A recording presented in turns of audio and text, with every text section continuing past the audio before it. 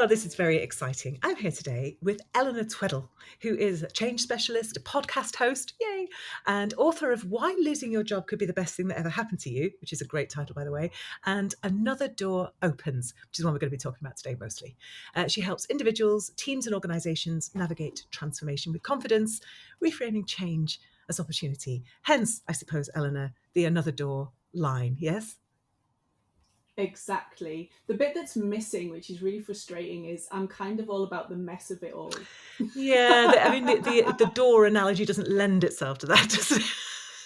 But well, let's talk about it, because Another Door Opens it's a great phrase because everybody knows where it comes from. That, as one door closes, another door opens, and it's probably the most annoying thing anybody can say to you in the moment. So yeah, just talk us through sort of where that came from and why you decided to reclaim it. Yeah, exactly that. And people ask, I mean, I'm sure your listeners and your work always lends to this. Where does an idea for a book come from? And it was exactly that. When I got made redundant many, many years ago, sitting on a group of maybe 8 or 10 of us, all just kind of like had the news and we were trying to process, someone came over to us in the office and said, well, when one door closes, another door opens. Wrong moment. And it was the most irritating, annoying, frustrating, upsetting, all of the emotions, messy emotions. And it really annoyed me. And I drove home that day and it stuck in my head. And I just thought, how dare they? How dare. And then still at night, I was thinking, why am I still obsessing about this? It came from a good place. It was just annoying. And then a couple of weeks later, after I processed, I was like, do you know what? I'm going to lean into it. Rather than this kind of weird energy that I've got, why shouldn't it be an opportunity? Why shouldn't it be a good thing? Why am I resisting that? And that's where my blog started. So I think when ideas come to us, they don't always come in this beautifully packaged kind of, come from the dove from above. They don't come like that. Sometimes they come from weird spaces of irritation. So yeah, that's where it came from. But embedded in that is something really interesting, which is that if an idea won't leave you alone, there's something there. And even if you're feeling really negatively about it, the fact that it's stuck, that phrase has stuck, it just tells you that there's something going on that's interesting. I mean, I'd say that was a great opportunity for a bit of exploratory writing myself, but then I would say that because that's generally my answer to everything. But you have got the kind of whole ecosystem around it now, haven't you? You've got the book, you've got the blog, as you mentioned, you've got the podcast. Sort of, what order did it all happen in, and how does it all work together? Yes, and it's a really good point you make about the writing bit now, because that wasn't part of life at that point. It was in a corporate sense. So I was corporate comms. I still do corporate comms. That writing is really restricted. It's tense. It's really, every word gets scrutinized. It has to have the right language. It has to land well. And that was my space. That's writing in the spotlight, isn't it? Exactly. And in some situations, it still is now. But when I started my blog, this was a new world. This was unlearning. So I started with the blog, but it felt so uncomfortable because one, I didn't know what the heck I was doing, setting up a blog at that point in time. It was quite tricky. And two, I had to let go of some of this kind of having to get things right. And that's what I started to learn and look around going, oh, people just sort of write any old crap, wow. Because I was sort of writing, trying to get everything right and find answers. And someone said, no, you just write anything, put it out there. So that was a lot of unlearning. So it started with the blog. And then I went along to a workshop and they were talking about, you can create a book. And I thought, well, why not? And I've got all these blogs by now. This is probably a year into the blog. And I started thinking more about, well, why shouldn't it be a book? So it kind of was blog, book, but then community started to build around it because people were reading the blog and going, oh, I've lost my job. Let's talk. And so that's where the business idea came from. So it didn't have a beautiful sequence. It just kind of evolved into that space. And I think often books do, I think sometimes the best books come out of a conversation that's already going. And so I find a lot of people are like, oh, I've got an idea and I'm going to treasure it and keep it secret and lock myself away in a room. But actually, it's as you talk about it, you start to gain some traction and you start to find some language around it. You find your people. That's the time to be launching a book, isn't it? Not when you have this world that has no idea what you've been doing for the last 2 years. Oh my goodness, yes, absolutely. So I think what people have is ideas that come to them, as you say, visit, like Glennon Doyle talks about, and Elizabeth Gilbert, they talk about these ideas that come and visit them, which we love. And then another idea comes and another idea comes, and it all gets a little bit like, okay, I've got all these ideas. And then you start hiding the one that you really have energy for. But as you say, I feel like an idea needs to share and be out there to start building on. So when I've got something that I think, oh, there's something there, I'll start building around conversations, or I'll start listening to how people talk about things. That's how I mapped out the second book. So I realized I wanted to go deeper on change, and I had this idea for it, but I was like, but where do I want to take this? So I kind of had the idea that I want to sort of go deeper into another door opens. What does that mean? So by sharing it and saying, what does it mean to you? Or where are you at with this? And I just told people, I was just like, yeah, I'm writing this book about this. Can I just interview you about it? It opened more Right. doors and more interest, and it helped me to structure my story because I could hear people actually talking through my ideas. So yeah, you definitely got to share it. And as you say, you have to start building an audience. You have to start testing it, putting it out into the real world. It will reform several times, as we know. Like I had a book coach, and she was like, that this beautiful draft that you're really trying to get right the first time is not going to be anything like your final book. You know that, don't you? But in corporate world, Yeah. you get you're trying to get the first version as close to possible. It's just small edits, whereas it's almost the reverse on this kind of new style of writing. So yeah, definitely get the shitty draft out there and start circulating, talking about it, and building connection to the idea. That's the whole energy that you want. Absolutely. And you have this lovely phrase in the book, actually, that whole kind of starting the idea thing, where, and it's just a throwaway line, but I just thought, oh, yes, and I want to talk to you about that. You say something, I'm just going to look at my notes. You say, most good things start with a whiteboard or flip chart. And you make the point that, even in this digital age, most good things start with a whiteboard flip. And I thought, well, yes. And why is that? So I'm really interested in why you say that, why it works for you, why you think other people need to just, put the keyboard down for 5 minutes. Oh, I love it. Yeah, I mean, I'm actually looking at one right now. There's a flip chart right where I'm at right now with 100 post-it notes. I think there's something about it's that good old thing about rolling your sleeves up and getting amongst the idea. Like, how do you step into it? And in a digital space, it's even more important. So whether it is a conversation, whether it is hearing what you're thinking about around you, or whether it is a blank flip chart that you just start scribbling and seeing where it goes, or capturing ideas. So that's what's on the flip chart in front of me. It's ideas for conversations that people are having around a new theme I've got for maybe a third book, which I'm like, oh, that's interesting. And I'll write it down, and I'll kind of, instead of holding on to the idea, I write it down and see where it goes. And every now and again, I'll stand in front of the flip chart and the post-it notes, and I'll say, right, what's shouting at me? What am I going to take? Am I going to write a blog about this? Is it going to make me think of a different action? What's shouting at me? So that's how I sort of use it. But there's so many good stuff that comes from just stepping away from the digital and getting into the idea. It's something that I learned through. I love art, like the creation of art, and I watch artists creating their art, and I thought that's what they do.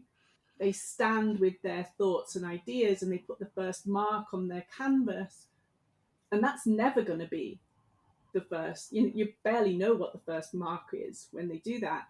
How do they then start develop it? They go away, they come back, and so it's the equivalent of that. That's a lovely image, isn't it? That sense of just standing in front of this enormous canvas. So, because somebody could say to you, well, Eleanor, for goodness sake, I've got Trello, I can capture all my ideas. But it's not the same as that physical getting in there. And if you're watching this rather than listening to it, you'll see that we're both using our hands wildly. And that's kind of the point. There's a physical energy with this, isn't there? There has to be. I think that's all we've got as well in this age of AI. I mean, we have to put heart and soul into what we create. I'm a massive believer in that. Like this book, my second book, took 5 years to sort of throw around, to do proper research. It probably has been brewing for 10 years in all its different ways. I don't want to bash it out in AI. I don't want to chuck it out and it throws things at me. I can see how it can help form ideas, give structure. I can understand that, but I really want, when I look at art, I'll go back to my art example. I actually want to see some mistakes. When I stand in the Tate gallery, I want to see the artist. Oh, look at that. There's a little sketch where there was an idea coming, and actually they've changed their mind, but I can see it. I can see the pencil sketch. I kind of want that in a book I It's read. the connection, I isn't read it? The books. connection with the artist or Ah, the I love writer. it when it's a bit scrappy, and I like that. I don't want a beautifully polished thing that's been sort of over engineered. That's just my personal preference, but yeah, I think there's something that humans can put energy into something they create, and and people connect with it. I totally So I'd believe just like to that. point out, if anybody's found a typo in our books, that was deliberate. We put it there, as a sort of expression of our of our humanness. 100%. I have typos in this book, and it actually drives me mad. As a corporate comms person, you can imagine how I'm feeling about that, because I did spot them. They just didn't get picked up, as they don't. But it's actually drive me insane. Like the first day that my book came out, I just looked for the typos, and I was like, why are you doing this to yourself? So there is a weird relationship we have with them, but I had to remind myself, oh my God, get over it. That is not what it's about. This is about putting something out to the world that helps people think, that helps people do something different. It's not about, oh, well done, you did a Well done. beautifully It's crafted. flawlessly spelled. Yes. Yes, that's ridiculous. Said Absolutely no one ever in ridiculous. a review. Yeah. Yeah. But what's really interesting in your book as well is that we talk about this sort of creative process and your creative process as a writer, but you bring in the reader's creative process too. And you do see people do this occasionally, but I thought you do it really well with that phrase of unruffled thoughts. And I'm like, that I need to talk to you about, because when I think of something unruffled, I think of it as being perfect and smooth. But you're like, no, you read your unruffled thoughts as you respond to what I'm saying in the book. So tell me about that.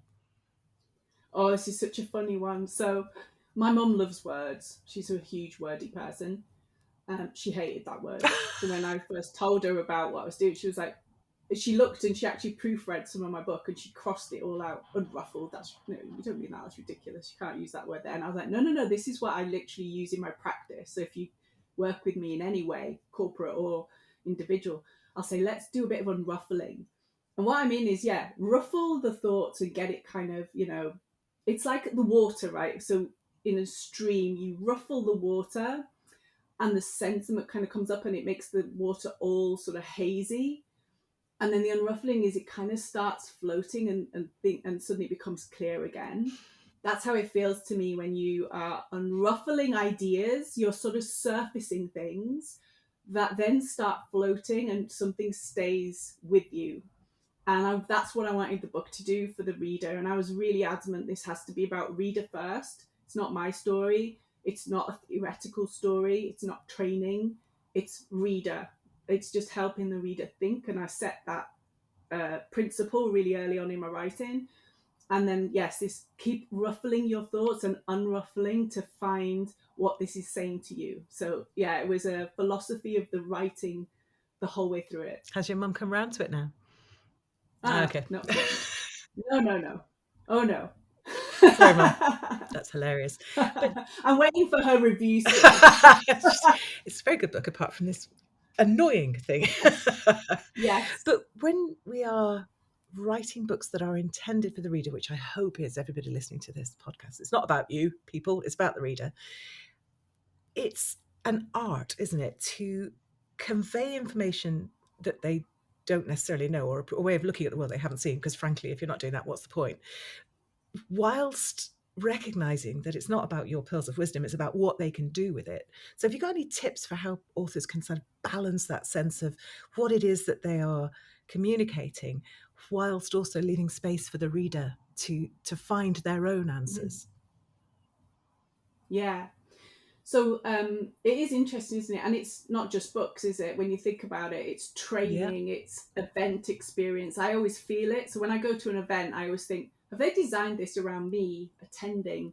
Or is this about the person wanting to put, and you can really feel it. You can feel it in all sorts of different ways. Like, how is this designed? I used to work for Virgin Atlantic, and they used to do loads of work on customer experience and this kind of bubble. They used to use the moments of truth and touch points and all of this customer experience language, but it embedded in me. And so I remembered that. And I sort of work in employee experience to a degree now. And I thought, what about reader experience? Mapping that out. Like, who is my reader? When do they buy the book? So I became kind of like really focused on that. And especially from the second, because this is my second book, the first one, I'm not sure I was really in quite as much in that zone. But the second one, I wanted to really think, why are they picking this up? It probably isn't the moment in time that the book starts. So actually, you buy the book at a different moment in time to where perhaps the content starts. So I recognized that from the first time. So people were like, oh, I think I've kind of processed a little bit of this, but now I'm here. And so I mapped the whole thing out of not just my book, but where is this person in their whole change journey? And then my marketing then can help people in that space when they've not bought the book, then they've bought the book, and then how does it work through?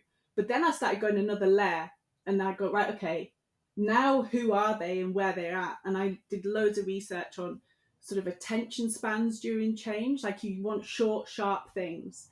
So the book is very intentionally written in short paragraphs, a little bit of a quote to get you kind of interested, and then short, and then a question. It's very intentionally designed into that reader experience, because all my research said when you're under a lot of pressure, things are changing around you, you don't have time really, or you think you don't have time to sit. So actually, you have to be careful of what people say. Nobody's going to ever say to me, oh, I don't have time to read a book. Or they might say that, but it's how they're experiencing it. So yeah, the book is very intentionally designed for that reader, so it feels like it's for them.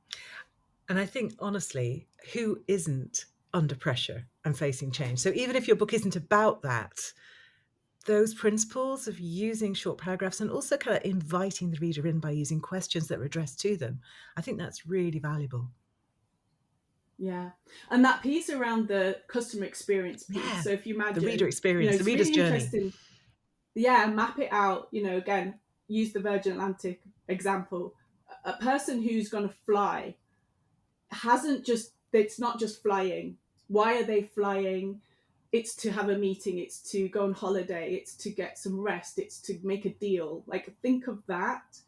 And then you know where their mindset is. And then you can then start really understanding and creating that whole environment for them, and the moments of truth that then make them reassured, oh yes, this was the right airline to book with. So that was the principle. Like, where are people when they're in this change? How am I expressing this for them? And then what's the things they need to hear? So even halfway through the book, I think I kind of check in with people and say, are you okay? How you doing? I know this could be a bit much, I just want to check in with you. You can put it down if you want. Because what I really wanted to do is write a book that everybody wants to get to the end. Sometimes I love books. I have thousands of books and I read a lot of books, but I don't always get to the end of them. I wanted to write a book that people need to get to the end. So that was important, that whole journey to map out for them. Because you're right, it is like training, but it's not like training in the sense that you're not in the room with someone. You can't gauge their reaction. They can't address you directly. You have to do all that thinking up front and design the book that way. Yeah. Yeah. See, I'm Yeah. about to ask you, what's your best tip for a first-time author? And I'm worried that we've peaked too soon, Eleanor, but do you have anything? What would you say? Well, it's maybe what we kind of talked about at not at the beginning of this conversation, but when we connected. I posted on LinkedIn about all of the journey you have to go through, and what you don't. It's a dream for a lot of people to write a book, and it's sort of this magical experience. But the other side of it is you're going to have to go through a lot of no's, like 100 times no's than you ever imagined. And once you've got that small yes, you're going to have to go through another 100 no's to get that small yes. And it's just really an endless journey of no's and disappointment and frustration and heartbreak. And every now and again, you get the yes you want. So I think that's my tip, is just get ready for it. Don't kind of fight it, because that's what it'll be. But remember, when you get those small yeses, celebrate them. Do not just overlook them.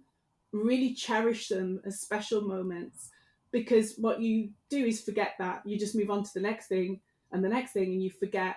And I've had to really discipline myself this year, like, celebrate that little magical thing that happened. It's amazing. So yeah, I think that's what it is. It's like, get ready for it. Just because you're getting no's doesn't mean you shouldn't do it. Just give yourself the best chance possible. Just get ready for the no's, because a small yes will come in amongst it all somewhere. That's I'm laughing because as we're speaking, it's not long since we had the Business Book Awards, and I gathered all my authors around me at the beginning, and I said, right, people, we have to talk. I did a pep talk, and started by saying, like, not everybody's going to win tonight. And one of the authors shouted from the back, "This is a rubbish pep talk." And it's the same sort of thing. There's an awful lot of slog and no's and negative stuff and rejection, and if you go in prepared for that, knowing it's normal, it will feel a lot less hard. Yeah, that's exactly it. The trying, I mean, that's why I wrote step 4 in this book, the joy of trying. Yeah. I just realized I didn't have a good relationship with trying. I wanted to get to the end, and then I realized, oh my God, there's no end. Oh my God, there's no end. It just endless. You just keep pushing the end goal away. Oh, I want this now. I want that now. And writing a book can be like that, because you're comparing yourself all the time. You've set yourself a wild dream. It's all good stuff, really, but it can be never ending. You can never just give yourself a break and go, do you know what? I might have done something quite special here, and that's okay. And of course, when you've written it, then you've got to market it. You're right. It never, ever stops. And that's okay. And as long as you learn to, even the problems can be luxury problems. Like, oh, we've got to get a reprint through. I mean, that's a great problem to have. I have to keep reminding myself those sorts of things. Yeah, brilliant. Oh yeah, privilege problems are a massive Problems, thing. exactly. Yeah. Oh, Yeah. I found a typo. That's because you have a published book. You have to kind of reframe it constantly in your head, don't you? Exactly. So you read a lot, I know. I'm really interested. What is going to be your recommendation for us? Oh yeah, I mean, this drives me wild. What do you recommend? What I went for was, oh my goodness, I can't tell you how many times I've changed my mind on this. What I actually went for in the end, and I might say her surname wrong, and I absolutely love her, and I keep saying names wrong at the moment. It's my new thing. I've turned 51, I'm going to blame that, but I literally say my own name wrong, so it's really weird. But Bernadine Everestein. Love her books, her fiction books. But then she wrote one called Manifesto, which was non-fiction, kind of like a memoir. Oh my goodness, I loved it, and now I'm just obsessed with it. Like, I just kind of follow everything and anything. But I would recommend, because it's about everything we need in the world right now, and it's everything you need in your own world. That you're trying to do something, it's important to you. You recognize the struggle, but because it's important to you, find the energy to do it. And that's what she writes about. How did she become an amazing, incredible writer? But she writes it from a really like raw, open space of the reality of it. And so that's my recommendation. That's a cracking recommendation. You did yourself proud, and I don't know it, and I didn't even know Bernadine wrote non-fiction rather. So I'm going to go and seek that out. I've listened to some of her stuff on audiobooks. Haven't actually sort of read it in print, but she just writes like an angel. So. It's almost puts you off being a writer. It's a really serious point, like, isn't it? I can't write this. I know, and I think that we should call that out, because I think when you do start to write this, you know what a book looks like, and you know that what you've just written doesn't look like that beautiful book that you finished last week. And that's okay, because that beautiful book that you finished last week didn't start fully formed like that. There's so many iterations and revisions and development editing and copy editing that go on for the finished thing, and it has to start with that shitty first draft. And unless you kind of keep reminding yourself about that, you're comparing you're not comparing apples and apples. Not at all. And you might never get there. Like, I'm never going to be Bernadine. I'm not going to be that. She's incredible. It's like incredible talent. Does it mean I'm going to stop writing? No, I've got my own joy. I take my own joy from writing. I absolutely love it. But yeah, we can get a little bit lost in that. Yeah. We think, oh, I'm never going to be that. Well, I don't want to be that. I couldn't be that. That's fine. Yeah. I'll do my own way. She's got that covered. So, exactly. Exactly. Be the best Eleanor Tweddell you can be. Be the best. Yeah, exactly. Brilliant. That's exactly it. But we get in our way a little bit. And I think writing, I mean, it's your world, Alison. It can be a very strange world. And there's a lot of kind of judgmental vibes sometimes, a lot of projection, a bit of snobbery. There's all kinds come at you. So you got to do it your way. That's the key to it. I know I can feel vibes sometimes. I get people in my LinkedIn messaging saying, "How did you get a book deal?" I've been Ow! trying. Yeah. And That sometimes says it's, more "Oh, about how them, did doesn't you it? get a book deal?" But most of the time it's, "How did you get a book deal? I've looked up your profile. You don't have a lot of followers. How did you get a book?" It's all of that vibes. And you just go, that's cool. I do me, you do you. It's all cool. That's so interesting. I'd like to think, see, this is me being Pollyanna-ish. I would like to think they are genuinely like, hey, how did you do it? Because I'd love to do it too. Okay, fine. They're not. Eleanor's shaking her head. No. No, that's not what's happening here. Me too. I'm a little bit like you. I would just be like, "Oh no, it's probably come from." No, it isn't. Some people literally just write that sentence. I got loads of them in LinkedIn. How did you get a book deal? And this is one of the things, isn't it? You are making yourself visible. And when you are visible, you are vulnerable, especially as a woman. And actually, what we talked about right at the beginning about socializing your ideas and building that community, that's the only kind of protection you have, isn't it? It's that, for every critical voice, you've heard so many more supportive ones, and it's landing with people. So Yeah, it's so important. And there's a lot of jealousy and yeah. stuff out there. You have to just let's not pretend it's not there. I actually had a text message from someone a couple of days ago that said, "I'm sorry I haven't supported your book. I haven't even sent you a message. I'm so sorry. I'm just so jealous." Oh, wow. And it's from someone I know. And I was like, "Do you know what? I get it. I think Yeah. I'd be the same sometimes." I'm watching someone at the moment. Our books came out on the same day, and they are flying. They're everywhere. They've got it in bookshops. They're getting media. And I'm sitting there going, "Why have you done that? Why am I not getting that?" So we can all sit in a jealous space. It depends on what we're looking around. And then we can get over ourselves and go, "Yeah, do you know what? I'm just happy for them. I've managed to get myself in that space now of like, do you know what? Fair play, because Yeah. this is hard. And I think And you're Mel winning." Robbins' Let Them's So, brilliant on that, isn't it? Because she's just like, let them succeed wildly and let me learn from what they're doing and let me sort of, yeah. adapt things. And yeah, so it's just zero point in stressing about somebody else's success. You might as well enjoy Yeah. it for them, and you might as well learn what you can from it and crack on with being Eleanor Tweddell, Alison Jones, whoever you are, listener. Yeah, Yeah. absolutely. Brilliant. Yeah. So if people want to find out more about your books, Eleanor, about all the stuff that you do, the podcast, the blogs, etc., where should they go? Yeah, so I'm on LinkedIn. That is my place that I hang out. I don't do Instagram very well, but I'm on it. Yeah, same. Yes, it's one of those things I remember to do sometimes, but not well. But Another Door is at www.another-door.opens.com, and that's kind of where all the books are and all the bits and pieces stuff I do in my blog. So yeah, I'm there. Fantastic. Well, I'll put that link up on the show notes at extraordinarybusinessbooks.com. I just want to talk to you for the rest of the day, really, but I think we're going to have to draw it to a close there. Thank you so much for coming on. I've just loved talking to you. Thank you, Alison. I just want to say congratulations as well for what everything you're doing, because you're making people's dreams come alive without the cliche and cheesiness of that, but you are. And I love following what you do, and it was a real honor to be on your podcast. So you never know, my third book, I might be coming knocking at your door. Yeah, you heard it here first, with folks. some wild idea. Yeah, exactly. But yeah, well done. I saw your achievements at the Book Awards, and it's incredible. So Yeah. just wanted to say thank you for your work. Oh, thank you very much. Yeah, it was a cool night, and one that I will replay in my head many, many times. Thank you.